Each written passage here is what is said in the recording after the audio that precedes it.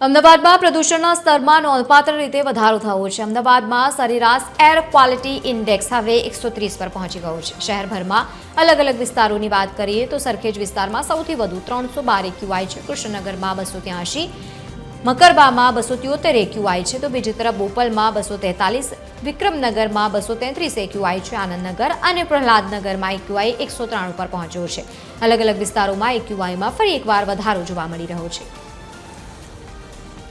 તો અલગ અલગ વિસ્તારોની જ્યારે વાત કરીએ તો મોટાભાગના વિસ્તારોમાં 200ની ઉપર છે, ક્યાંક 183 અને 193 જેટલું એક્યુઆઈ પણ નોંધાયું છે। એટલે કે સરેરાશ જ્યારે આપણે આંકડાના વિશે વાત કરી રહ્યા છીએ ત્યારે ફરી એકવાર પ્રદૂષણમાં સતત વધારો થઈ રહ્યો હોય તે પ્રમાણે સ્પષ્ટપણે લાગી રહ્યું છે।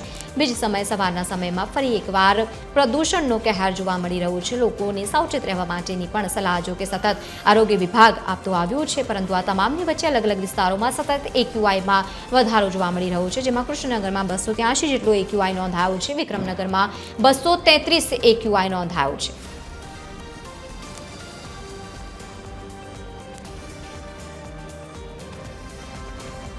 વધુ માહિતી સાથે સંવાદદાતા મૌલિક ઉપાધ્યાય આપણી સાથે લાઈવ જોડાયા છે। મૌલિક, ફરી એકવાર અમદાવાદમાં પ્રદૂષણમાં વધારો થયો છે। અલગ અલગ વિસ્તારોની આપણે વાત કરીએ, એક્યુઆઈમાં વધારો છે।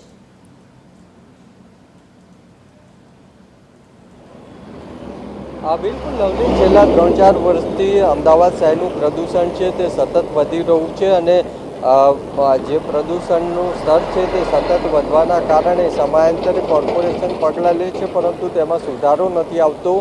અમદાવાદના એર ક્વોલિટી ઇન્ડેક્સની વાત કરીએ તો આજે અમદાવાદનો સરેરાશ જે એર ક્વોલિટી ઇન્ડેક્સ છે તે 130 છે તે નોંધાયો છે।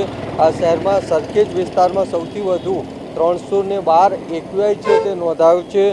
કૃષ્ણનગરમાં 283, મકરબામાં 273 એક્યુઆઈ છે તે નોંધાયું છે, જ્યારે બોપલમાં 243 એક્યુઆઈ છે તે નોંધાયું છે, જ્યારે આનંદનગર અને પ્રહલાદનગર છે ત્યાં એક્યુઆઈ છે તે 193 છે, 193 પર પહોંચ્યો છે। એટલે આમ સમયાંતરે એક્યુઆઈ છે તે વધતો રહે છે અને તેના જ કારણે ખાસ જે લોકો ઘરની બહાર નીકળતા હોય છે તેમને શ્વાસ લેવામાં પણ તકલીફ છે તે પડે તે પ્રકારની પરિસ્થિતિ છે તે જોવા મળે છે। ખાસ જો પિરાણાની વાત કરીએ, આ પિરાણાના ડમ્પિંગ સાઇટ છે તેના દ્રશ્યો છે, ત્યાં જે આજુબાજુ રોડ પસાર થાય છે ત્યાં એટલી પ્રદૂષણ છે કે ત્યાંથી જે લોકો પસાર થાય છે તેમને શ્વાસ લેવામાં પણ તકલીફ છે તે પડે છે અને વર્ષોથી આ પ્રકારની સમસ્યા જે પિરાણા આસપાસના વિસ્તાર છે ત્યાં જોવા મળી રહી છે।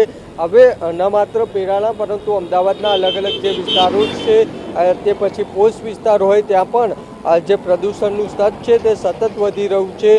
ખાસ કરીને જે ઉંમરલાયક લોકો હોય છે, જેને શ્વાસને લગતી જે બીમારીઓ હોય છે તેવા લોકોને પ્રદૂષણ વધવાના કારણે જે તકલીફ છે તેનો સામનો કરવો પડે છે, પરંતુ અમદાવાદ શહેરમાં જે પ્રદૂષણનું સ્તર છે તે સતત વધી રહ્યું છે અને તેના માટે કોઈ નક્કર પગલાં લેવા જરૂરી છે। ખાસ કરીને જે રીતે વાહનોની સંખ્યા વધી રહી છે, ઇન્ડસ્ટ્રીયલ જે સાઇટો છે તેના કન્સ્ટ્રક્શનના વર્કના કારણે તેમજ વાહનોના ધુમાડા છે તેના કારણે પ્રદૂષણનું સ્તર અમદાવાદમાં સતત દિવસે ને દિવસે વધી રહ્યું છે।